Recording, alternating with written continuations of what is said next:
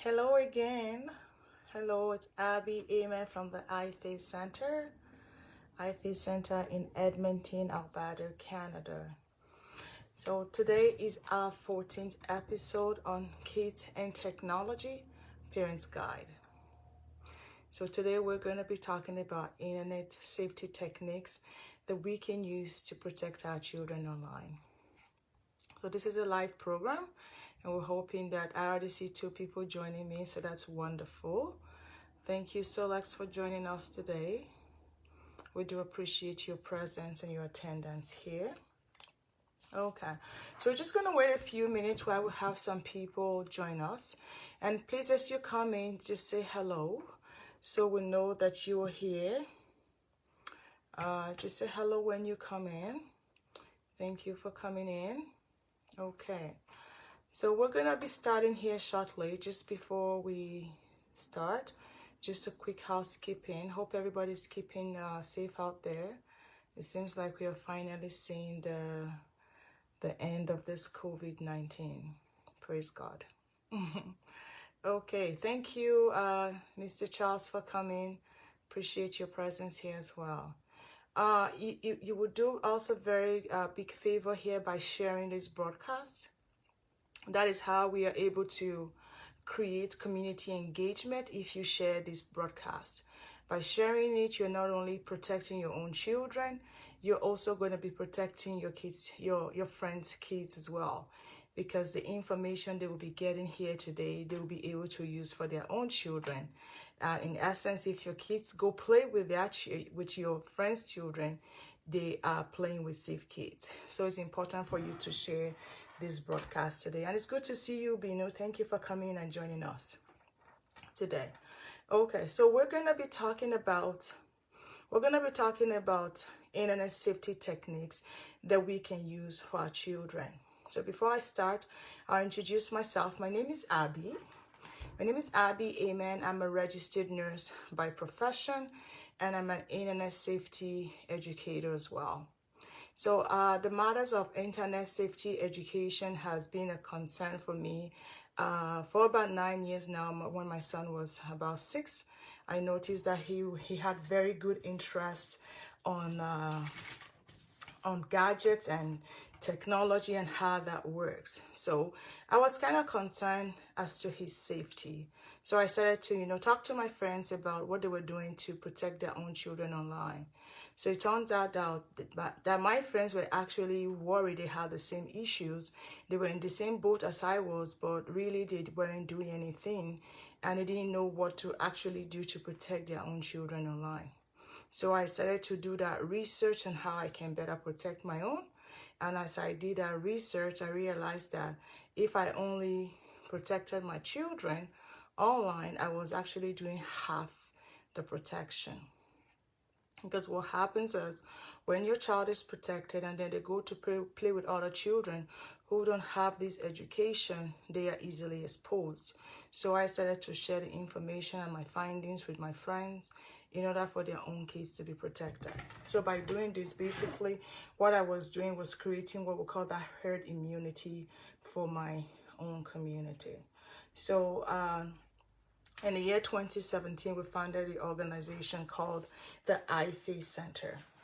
The iFace Center, and our goal in this particular commission is to be able to create the awareness of internet safety in our community and of course amongst our friends.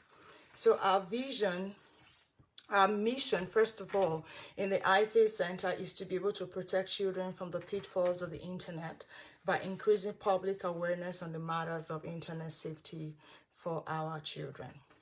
And our vision is to be able to create a global child community who are knowledgeable, responsible, and accountable good digital citizens. So that's our goal. That is the world we see, and that is the future that we are trying to create. Creating responsible, accountable, knowledgeable, good digital citizens out of our children. Of course, our children who are the leaders of tomorrow. So this is the way this program runs. I am the moderator of this program. I bring you the information that I research, and I expect you to make this interactive. Ask questions as we go. If you have any questions regarding internet safety or how your children use technology, or if technology be a concern in your home, I like for you to ask questions as we go. Again, like I usually say, I'm not an expert in this particular field, but however, I'm a concerned mother who has born this vision of bringing internet safety awareness out of fear. However, I'm quite educated in this matter, and if you do have any questions, please ask, and I will try to answer your questions. And if I don't have your answer right on at hand, I will get back to you. Okay? Again, thank you for your presence. Please share this video so that your friends and your contacts can also receive the same information as well. Okay? Okay, so now we're going to talk about what we do here at the IFACE Center. So basically, we increase public awareness on the matter of internet safety in regards to child protection. We do this by preventing online harm to children. By giving parents the information, we believe that parents are better able to protect their own children. Our goal here is to be able to harness the most effective way children can use the internet to their best advantage, and we advocate for safer internet globally. So by bringing you this live presentation on Facebook, we're basically opening this platform for anybody all over the world to join us and be part of this, and so that they can ask their questions and be part of this education as we go. And we also serve as a resource center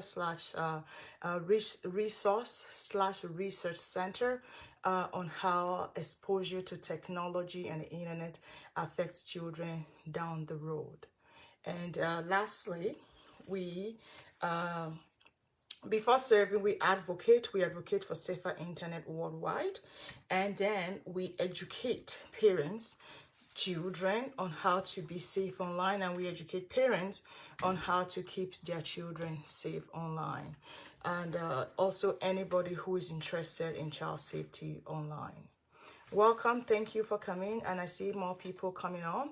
Please ask your questions as we go, anything regarding internet safety and how to keep our precious children safe online. Please ask your questions in relations to this area.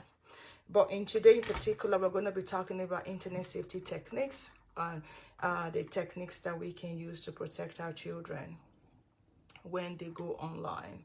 But before I dive into that particular matter, I want to be able to give you some statistics on how children use the internet and why this is important as a topic today. Okay. So they said 25% of children between the age of 8 and 11 and 75% of children between the ages of 12 and 15 have a social media account. And at least 25% have had some bad experiences on social media. Now I'm going to ask you, my audience, a question. So what is the recommended age to own a social media account in Canada or in North America? Please, if you know, just type it in. What's the recommended age?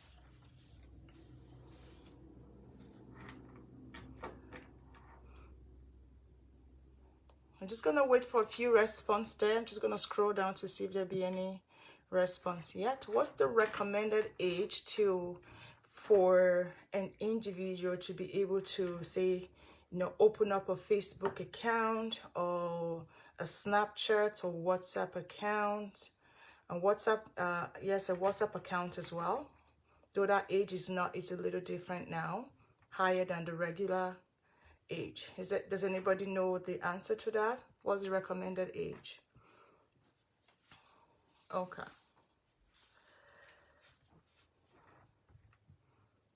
Okay. Somebody said, a child said he thinks it's 12. Okay, so that's one guess. Does any other person have an idea what the recommended age is to own a social media account in North America?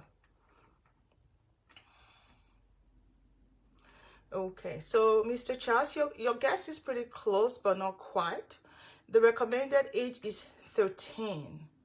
The least age, or the minimum age a person can own a social media account is 13. So we see here that children between the ages of 8 and 12 are actually owning a social media account already, right? Okay. So, and they say one in 3 internet users are children. One in 4 parents agree to not having any form of education on how to keep their children safe online. 53% of 3 to 4-year-olds go online in form of YouTube searches and YouTube videos. 79% of 5 to 7 years old go online. 94% of 8 to 11 years old actually surf the internet. And between the age of 12 to 15, you have 99% of children actually accessing the internet. Now, TV content has gradually moved to the iPad, to the phones, and to the computer. Boys are more likely to say that YouTube is their primary social media account, while girls are more likely to say that Snapchat is their primary social media account. Experience of online gaming is higher in boys than girls. Of course, boys do more gaming than girls. That is not to say girls don't do, but boys report to do more gaming than boys than girls. So by the age of 12, 50% of children actually own a social media account. Now, we know that social media is very vast. Anybody can belong to it. That's why they had put a restriction. Now, I think it was in my 13th episode, I talked about the age of social media account, the recommended age for owning a social media account. That recommended age is not a research age. That recommended age is not the age that was put forward by researchers saying that, okay, at this particular age is actually safe for children at the age of 13 to have a social media account. No. Basically, that 13 years age that was selected to own social media account was selected because at that point, the social media companies do not have any legalities as to what the children are exposed to. So that is not to say that a 13-year-old is matured enough or 15 years old is matured enough to own a Snapchat or Instagram or Facebook, but to say that by the age of 13, a parent cannot sue that company that their children have come across, say, inappropriate content, or that their children have been exposed to things that are not right online. That is why it's important that as family, we have to decide which age is appropriate for our children. Why some of our children could be ready at the age of 13 to be on Facebook, some may not be ready at the age of 15 to be on Facebook. In my home in particular, our decision is we don't own a social media account until the age of 14. And even at the age of 14, my son said he's still not ready and he's not looking forward to owning one yet. So every parent should be able to assess their children, to be able to decide what age is right for their child to own a social media account. We're not going to go by the recommendations only because every child is different. Okay, so continuing on the stats and why this is important for us to know this, so that when it comes to internet safety techniques, we have more reasons to be able to protect our children online. So the National Center for Missing and Exploited Children says that 150,000 sexual abusers in form of child sexual abusers and pedophiles are online at any given time. So 247, an average of 750,000 sexual abusers are online all the time, communicating with children. Now, this is not a one-to-one ratio. It's not as if 750 sexual abusers are communicating with 750,000 children trying to exploit them. The fact is, one sexual abuser, can communicate with 10 to 20 to 40 children at a given time, exploiting them, sexually exploiting them, digitally trafficking them. So that is very alarming for me. That is very concerning. And also, since this stay-at-home order, Shared Hope, who is an organization that protects children against sex trafficking, actually say that they have seen an increase of 800% in child sex trafficking. 800% increase in child sex trafficking since children started being home, since the lockdown process whereby children are home and they are not going to school. There's an increase 800% of child sex trafficking. That means a lot of children are at an increased risk. So, very importantly, that we know what our children are doing online, that we are aware of their activities online, that we are constantly checking on them when they are online. Now, kids are now made digital sex workers. They don't have to leave. Kids don't have to leave the confine of their home in order to be sex trafficked. They can be in their homes, they can be in their bedroom, and yet sexual pictures of them, sexual abuse picture of them. We're not going to call it child pornography because when it comes to pornography, it has to do with the awareness and with the intent to commit sin. But when it comes to children and their explicit material being shared online, it's actually called child sexual abuse material, because the sexual abuser is abusing the child. A person who is below the age of 18 cannot make that decision to share their explicit pictures or their explicit videos. So when this kind of crime is committed, when we come across children's explicit videos or photos, it is referred to as child sexual abuse material. So for every picture that is sent, for every video that is shared, a child has been sexually abused. It is an abuse on the child. Therefore, we do need to watch our children more closely.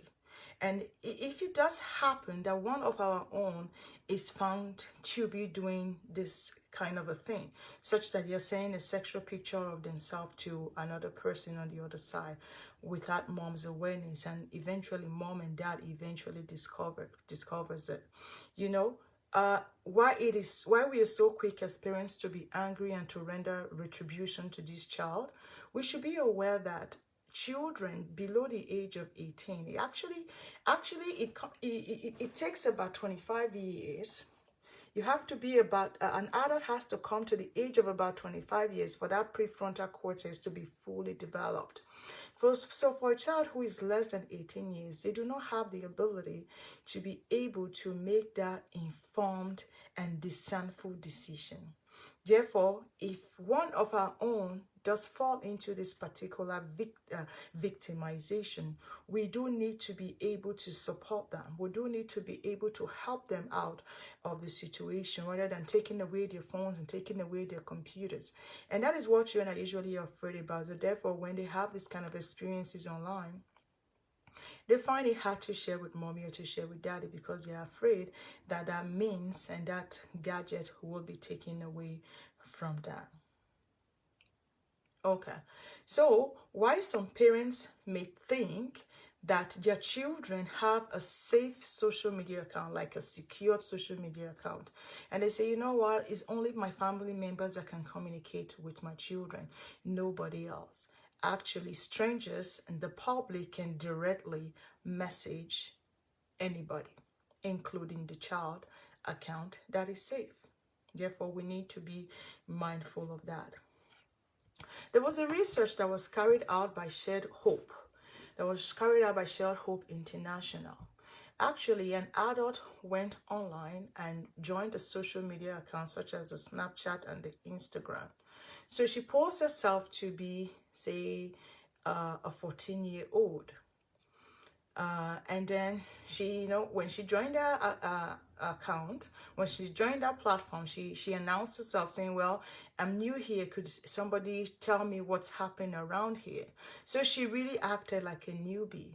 So within minutes of her joining that social media account, joining that social media platform and owning an account, she was already receiving sexual information. She was already being groomed. She was already asked for sex. She was already asked for sexually explicit materials of herself. So within a few minutes of her joining that group, she was already being sexually abused. They were already requesting a sexual picture. So now this is how quick children can fall into this pit. Now, this is an adult who knows what she was doing. She was doing the research, of course, therefore, she's not going to fall into that net.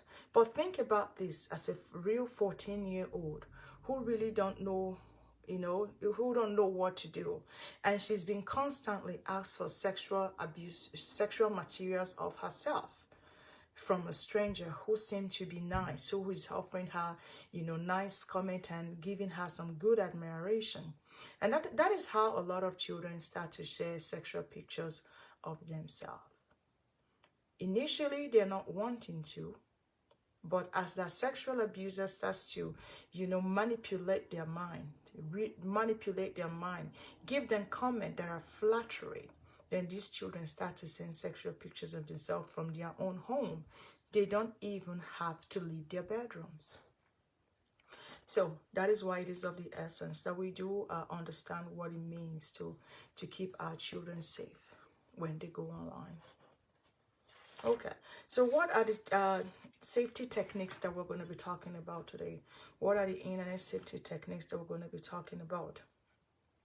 Regular, frequent, continuous discussion is the #1 recommendation when it comes to internet safety for children.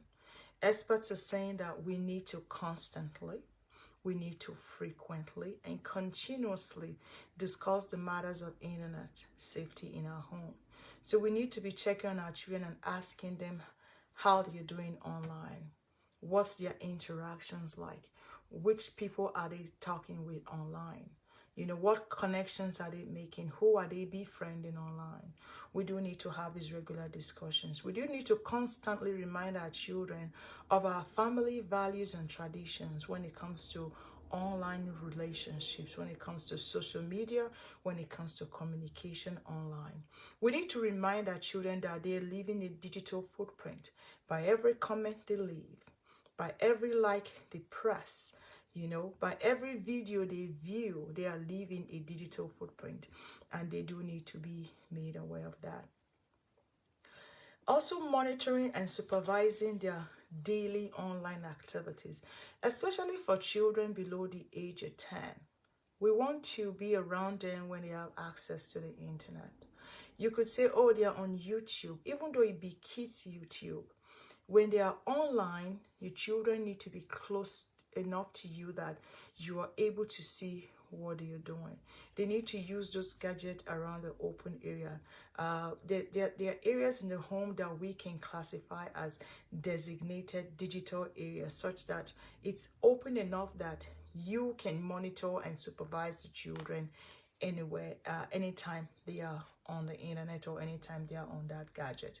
A child should not be allowed to use their phone behind closed door in the room. There's a lot of dangers to that, and there's really no good reason why a child should have their phone in closed doors or why a child should have their phone or their computer in the bathroom. Now, those are areas that should be prohibited. If you're looking for more information on, designated areas, safe areas, on where kids can use. And when it comes to family media planning, I dealt a lot on that, on family media planning. I think that would have been actually last week that we did that. We did a repeat episode on family media planning last week. You can take a look at that.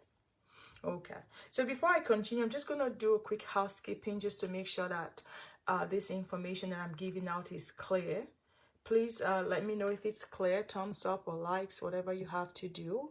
And please share this information with your friends and with your contact. We do need to share this information so we can increase our community engagement. So as we increase that, Facebook will make this video more available for others to see. Otherwise, it would be a limited view. Okay, thank you very much. And yeah, if you have any questions, please ask. I'm looking forward to answering your questions as we go on. Okay, good. So continuing on safety techniques and safety tips on how you can protect your children online, we do need to explain to our children the dynamics of the internet. We need to explain to them the anonymity of users. People are not always what they say they are online. That may not be their real name. A lot of people use pseudonyms. They use pseudo accounts to be on Facebook, to be on social, to be on Instagram, to be on Snapchat, or whatever platform that may be, Kicks or WhatsApp. We need to be able to explain this to our children, that people are not obligated to use their real names. Therefore, people have fake accounts. Also letting our children know that information, that any information that they post is forever lost. Now that is not to say scare your children and say never post anything, but it's to be able to say to them, it's for you to be able to make them understand that when they are posting any information, that they do need to check that that information is worthy of their posting. Now, when it comes to sharing and posting online, we do have a resource on how to share on our page. Please take a look at that after this presentation. If you're not very sure, if you're not very sure your child knows how to share, please print off that resource and give it to your child so that whenever they're sharing, they can just come through and make sure that they have all yeses in that share test, and then they can post it. So basically, when it comes to sharing, we have to make sure that we have the permission to share.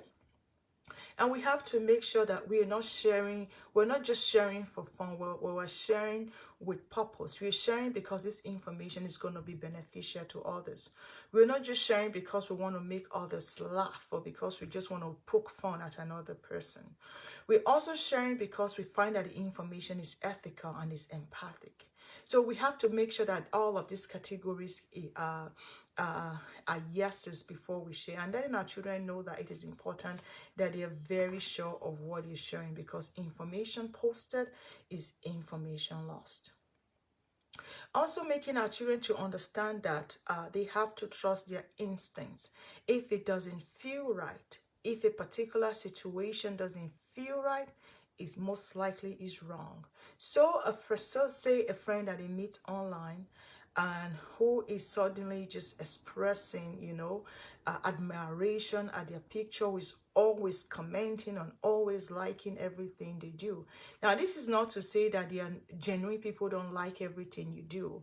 But if it comes to a point whereby this person always likes whatever you post, is always commenting, and really you don't know this person other than just being friends online, the child has to be a little bit wary of that kind of communication. And if the person decides to move communication from just public commenting into the messenger, say on Facebook, then that child has to be wary.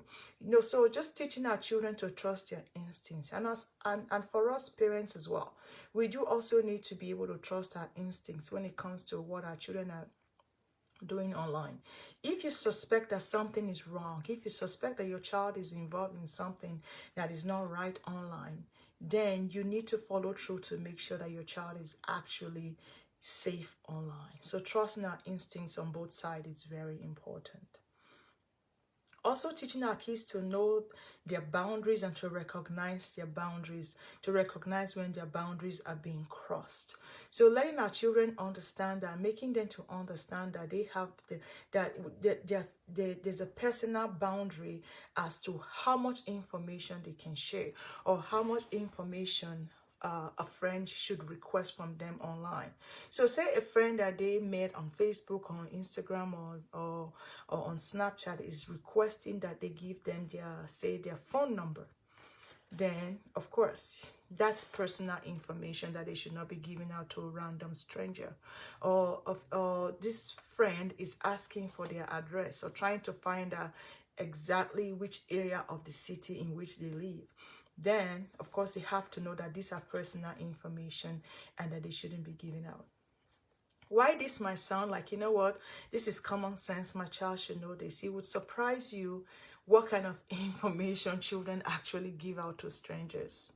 It would surprise you things such as SIM number, their parents' credit card, their full address, their parents' debit card information, and anything you can think about.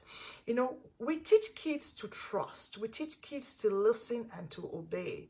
So they carry that same principle online as well. So when it comes to an adult requesting for somebody who seemed like a trusted adult requesting for such information. So for a child who has been taught to trust and to obey and to listen to an adult, they usually do the same thing. So it's important that we teach our children boundaries and recognizing when somebody is trying to cross their boundaries. And also teaching our children, of course, to use the appropriate website for their age. We have to be very mindful of these. Our children are not surfing adult websites. And also making them understand that it is okay for you to stumble across a website that you didn't originally intend to go. But what you do after that is what determines it. So if your child stumbles across an inappropriate website, have you taught them what to do? Have you discussed with them to close off the computer and let you know? Have you educated them to come to you with such a problem?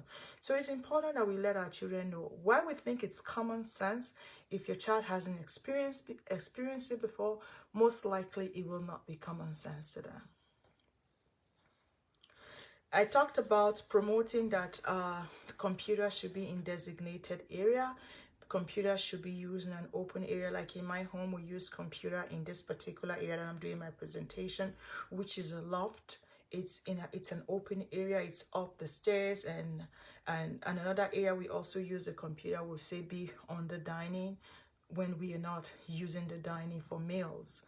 Right? So having your computers and your gadgets in open areas, discouraging the use of gadgets and computers in your bedroom or in the bathroom is very important, that we let the kids know that. Again, as common sense does not mean that every child is aware of that. So we do owe them the responsibility to educate our children that way. Very importantly, we have to teach our children digital self-esteem. So why a lot of us parents are confident in what our children can do, in what our children are most likely to do in a physical situation, do we actually know what our children can do when they are face to face with the camera, when they are face to face on the computer?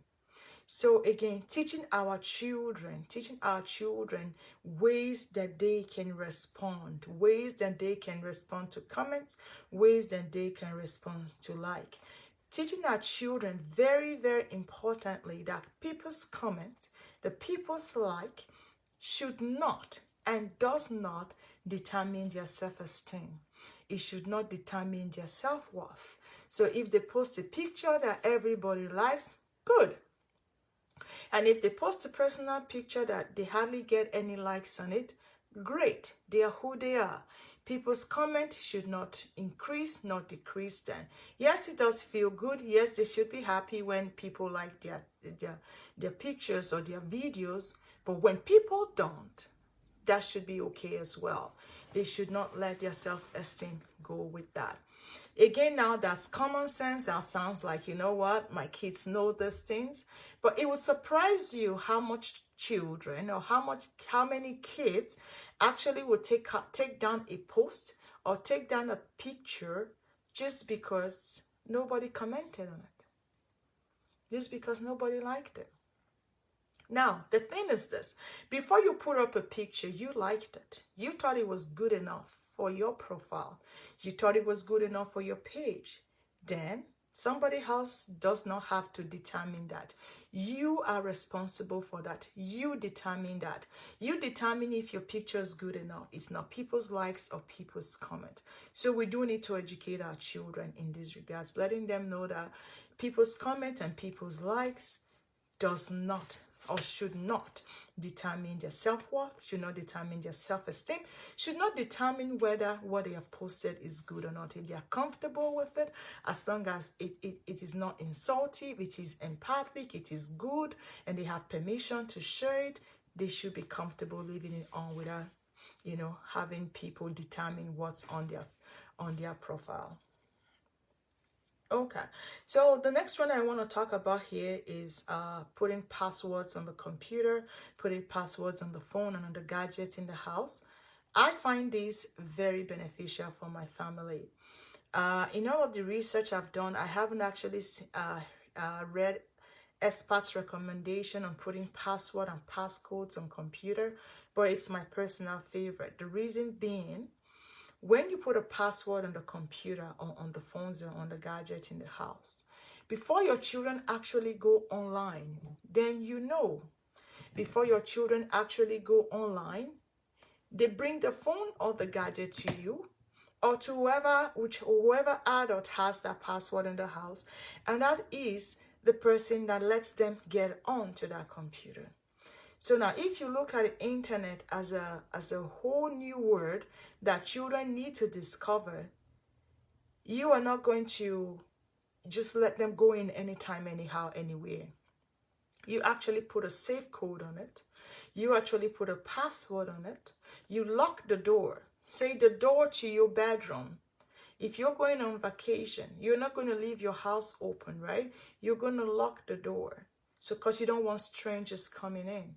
So how come then when we have our computers on the table and we have our iPad that can let the child go into a whole new world, we feel like it's okay anytime they want access, they can have access. Now, that's why that's my personal favorite. I'm not saying my children can't have internet access. I'm just saying that before you have access, I need to know that you're actually going in there. So I know how long you've been at, how long you will be on it. And if you're overstaying your time, I am also able to follow up as well. That's why I like that in particular. Okay. So going forward, I've talked about things that you can do on your own in order to protect your children online. So these are things you can do.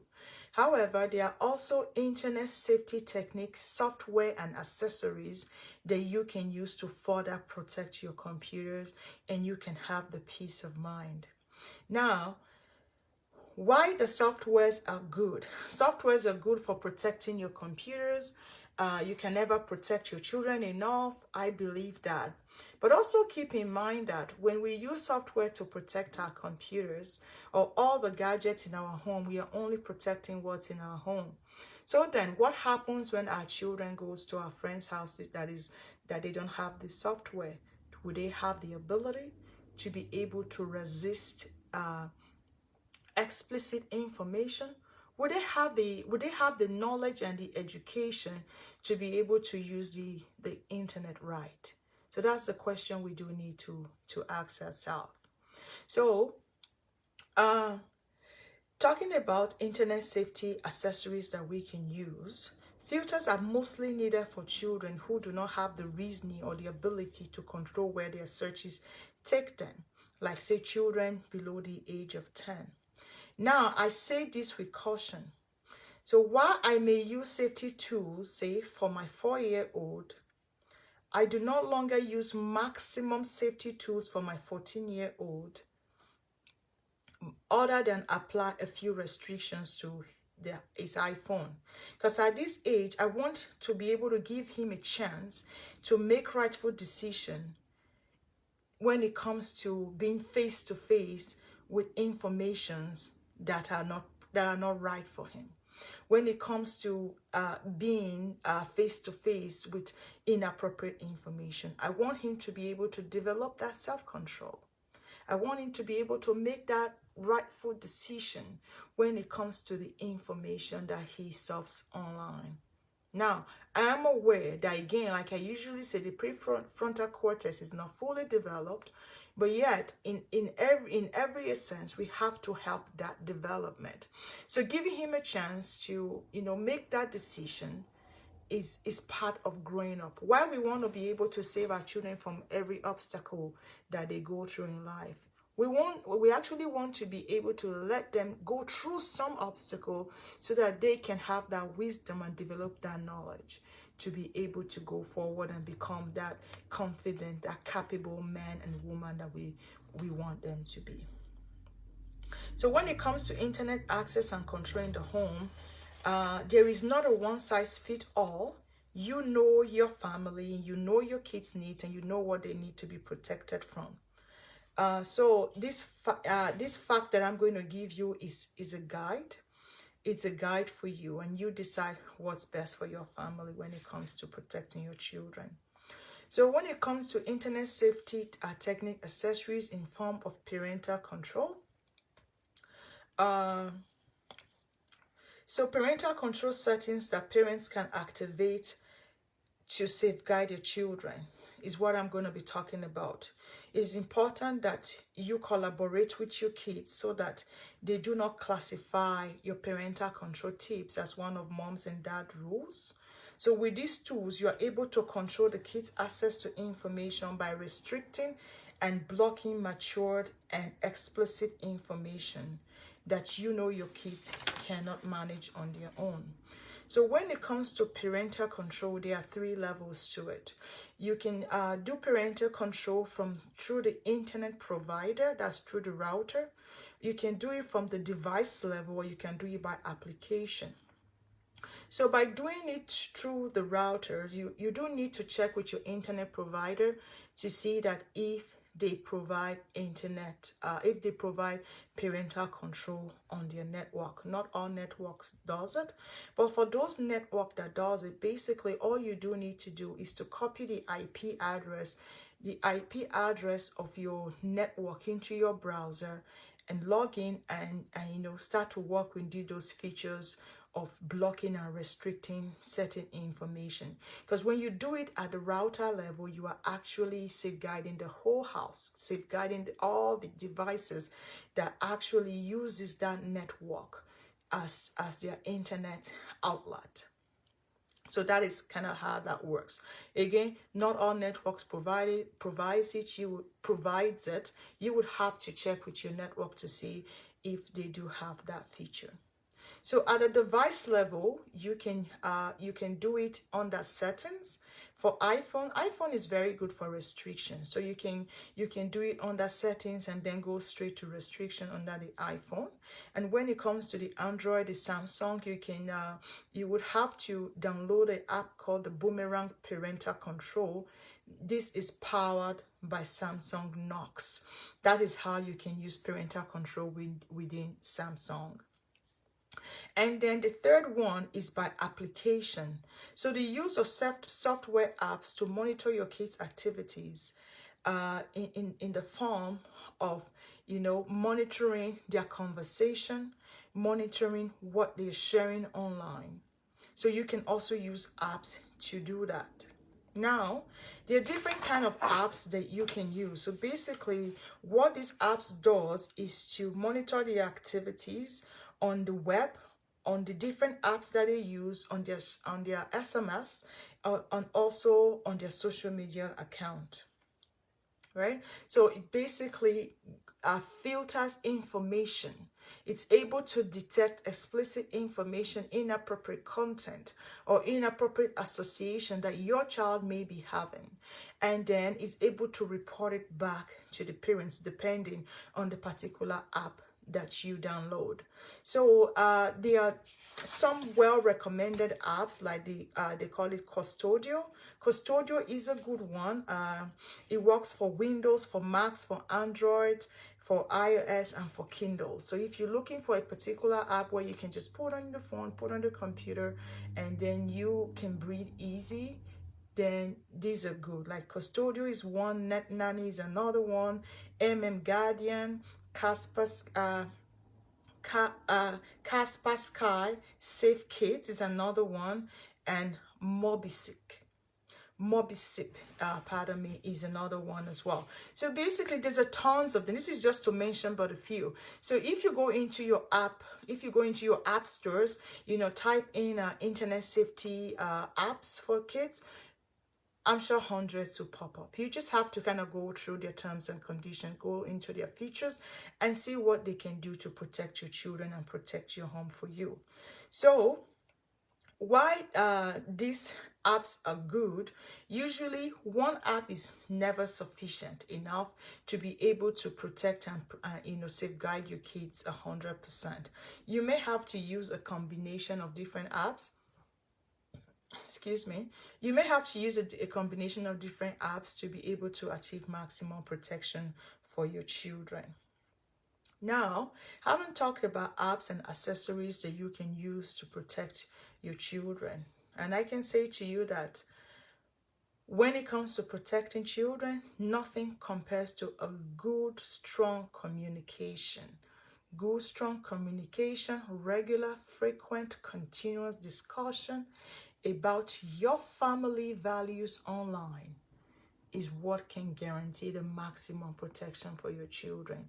Because like I had mentioned before, even though you protect all your gadgets at home, are the friend's gadget protected? Are all the gadgets in your school protected, right?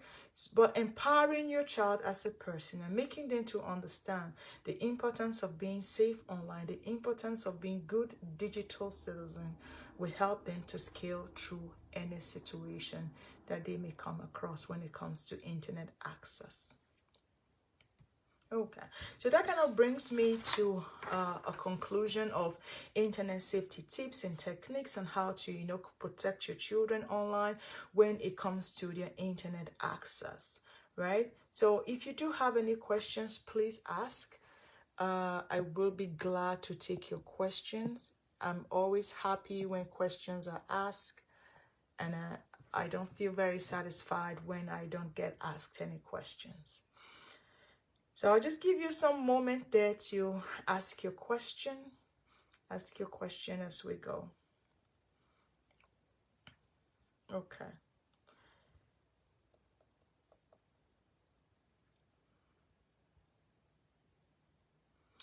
Okay, we're waiting on a few questions there. You can ask any questions regarding to child internet safety. It doesn't matter whether it relates to this topic, as long as it has to do with gadget and the way your children use it, or their access to the internet, or their social media communication, or do you have a problem with the kind of game they play and how they play the game, or has your child been talking with a stranger online and that bothers you?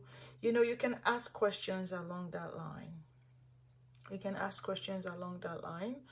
Whatever concerns you when it comes to internet access information that your children are getting, we are here and we are happy to answer your questions.